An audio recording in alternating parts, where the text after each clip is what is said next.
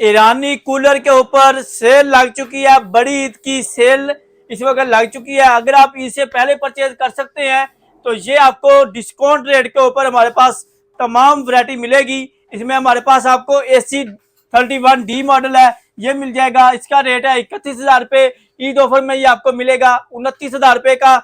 और इसके बाद ये वाला मॉडल है, इसका रेट है 48,000 रुपये। ईद ऑफर में ये आपको मिल जाएगा सिर्फ और सिर्फ 46,000 रुपये का। और इसमें ये बड़ा साइज मिल जाएगा आपको 4000C इसका मॉडल नंबर है। ईद ऑफर में ये आपको मिल जाएगा 80,000 रुपये इसका रेट चल रहा है। और ईद ऑफर में ये आपको मिलेगा सिर्फ और सिर्फ 74 का।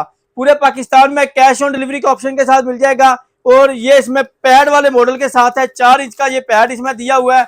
और इसकी ये देख लें, डिजाइनिंग चेक कर लें। और इसमें आपको जो है मोटर और इसकी डक्ट भी मैं आपको दिखाता हूँ। ये इसकी मोटर चेक कर लें, डबल कैपेसिटर में मोटर दी हुई है और एल्युमिनियम की इसमें डक्ट दी हुई है। यहाँ पे इसके अंदर आप ऑयल डाल सकते हैं वायरिंग के लिए।